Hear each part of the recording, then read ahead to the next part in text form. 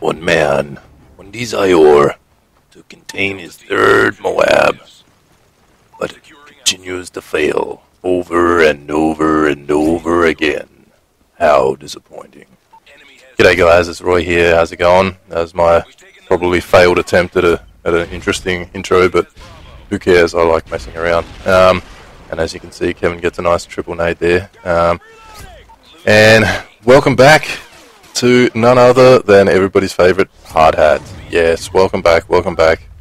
It's nice to be back on Hard Hat, where things tend to go my way on a consistent basis. Now in this game, I'm using the MP7 with a silencer and the specialist streak, and I go on probably two quite good and long kill streaks, but unfortunately I ran out of time at the end to get to the Moab. I think I was on like 18 or 19 at the end of the game, and unfortunately I ran out of time, and yeah, basically just unlucky, which tends to be the case. And there, I don't know how that guy killed me, because I got 2 hit markers on him first and I died in 1 or 2 bullets, so that's amazing.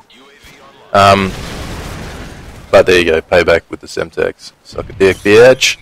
And you can suck one too while you're at it. Now, my thoughts on the MP7.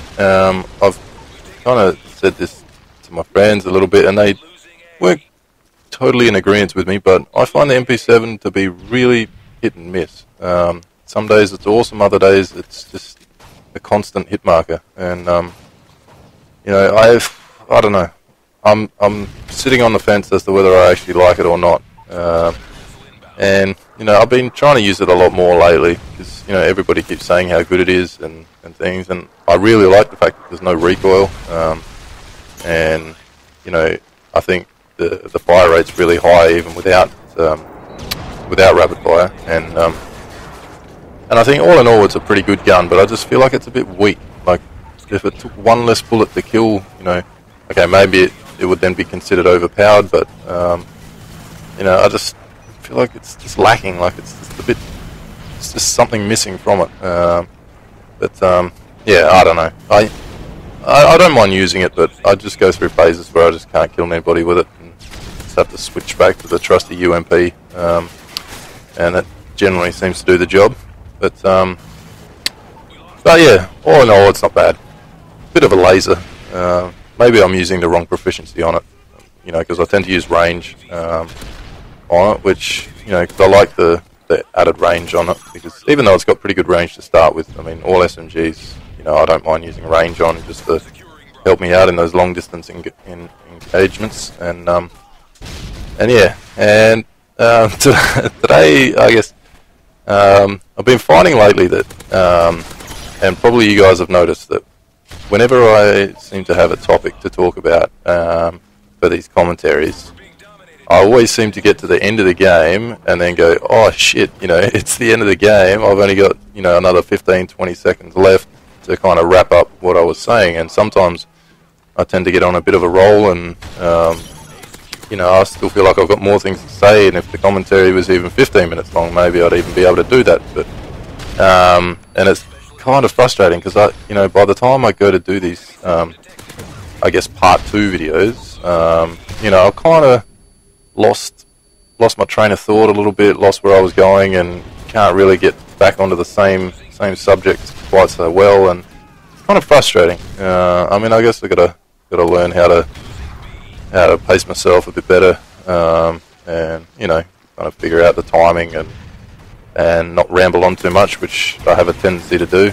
And yeah, as you see in this game, Second Chance is just running rampant, and and jihad stand, which is just ridiculous. But yeah, I thought I'd kind of try and continue on from my last video if I could. And I mean, I don't know if I'll be able to make the whole time or not, but we'll see how we go. But, you know, going on from the last video where I was talking about, you know, the game developers adding things in to, you know, to help the players that aren't very good. And, you know, I was saying that, you know, I was once a noob, like everybody, when they first start playing or doing anything. You know, you're pretty newbie at whatever you do when you start it.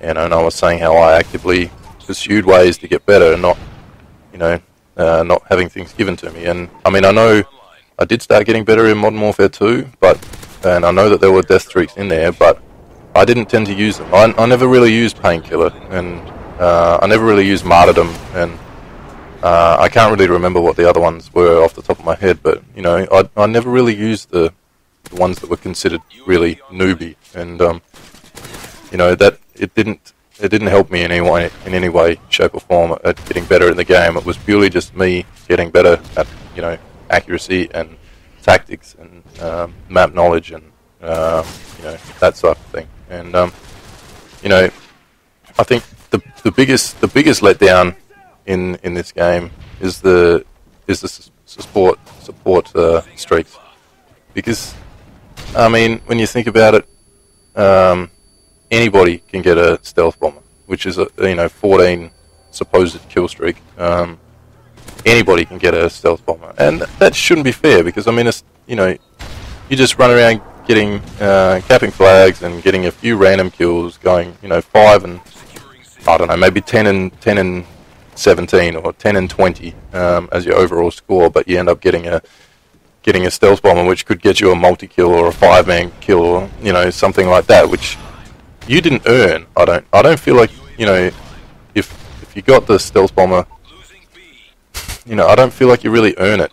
I don't feel like you really have to work for it. Because, I mean, okay, you know, there are times when capping flags can be considered as you know, as kind of, I guess, working for it, but you know, there's times where capping flags is just so easy, and it, you know, there's, I don't know, I guess it's one of those things that, you know, there's pros and cons, and I mean, like everything, there's pros and cons. But I just feel like there's no skill in getting a stealth bomber at all, and you know, it makes the UAV spam even worse, because you know, you just get 2 kills, and you know, if you're running hardline, if you get 2 kills, 2 assists, and 1 flag cap, then you've got a UAV, and then, you know, you can just keep spamming it over and over again, because, you know, it's, and I know that a lot of people use Assassin, but still, you know, there's a lot of people that show up on the UAV still. But I guess, you know, it's something that they just need to take out and never even consider putting back in again. And I'm feeling quietly confident that and Jihad Stand almost got me there, but that's, I mean, what were they thinking? What were they thinking with Dead Man's Hand?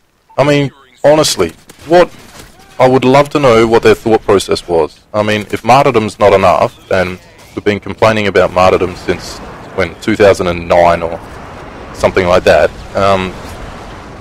well, maybe even earlier in COD 4, but we've been complaining about that forever, and then they think, oh well, we'll put it back in.